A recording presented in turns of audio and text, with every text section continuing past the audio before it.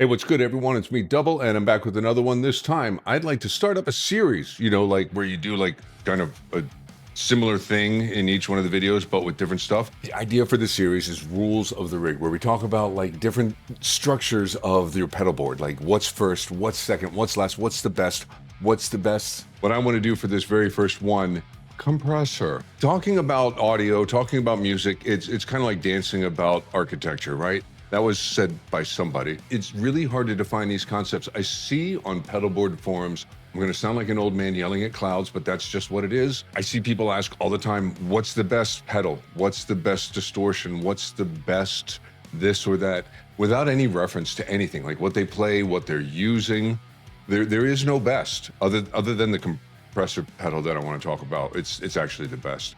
I mean, it really is. It's the best for me. It's the best that I've found. It's the Wampler Ego compressor. In this series, I'm going to use all sorts of different rigs. I'm going to use multi-effect pedals. Today, I'm going to be using my actual pedal board. It's easy for me to demonstrate this because it's an ES8 board. If you're not familiar with the ES8, it's a Boss product.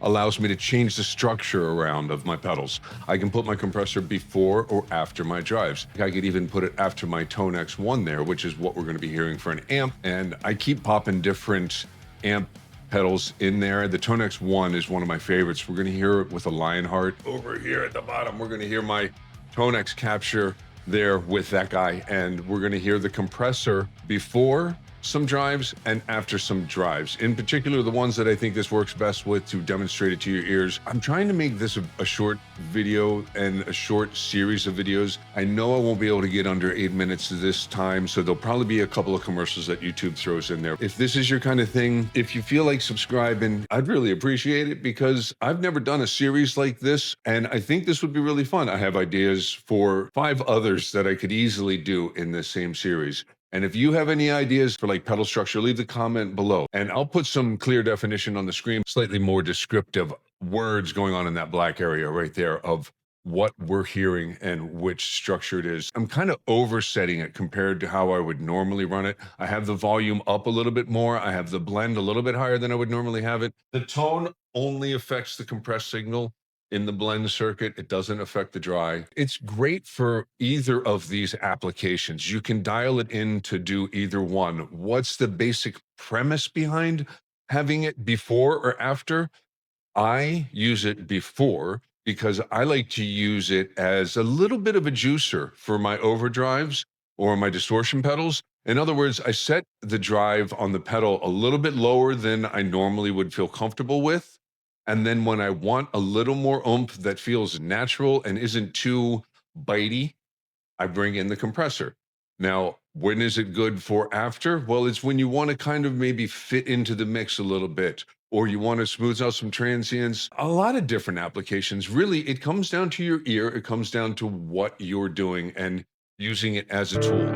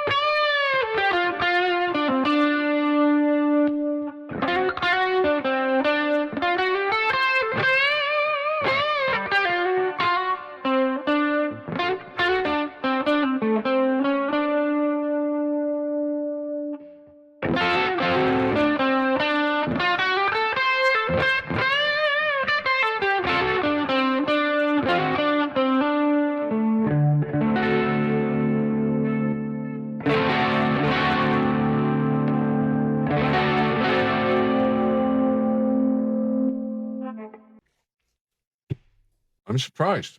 I actually am surprised. I didn't think that G3 would sound as cool with it after. I thought it would just sound better with it before. I'm kind of surprised. So what do you think? Do you hear a difference? I hear a difference. I feel a difference. It really becomes a feel thing when you're playing, but I think I overemphasize some things here and there enough to make it stand out, hopefully in editing when I throw the wordage up there. Stare upon the music. I hope you like the idea of Rules of the Rig series. Are we going to call it a series? Hopefully, if you guys hit the like button and maybe even subscribe, that'll give me the incentive to keep this as a series. I already have a number of ideas of how we could do this. Hopefully, you have some ideas too, or you have some questions, some things you want to try. And I'm going to try to get some different companies involved in this, because some of these products that allow you to change effect placement order, they have this in mind, because it really is something that us guitarists, we individually like to do. Subscribe, hit the like button, leave me a comment about anything that you'd like me to try as far as pedal chain order, so that we can figure out what is the best pedal chain for you, not just the best, what's the best, because that's just too ambiguous, right? All right, I'll see you guys in the next one. Hope you enjoyed it. Thanks.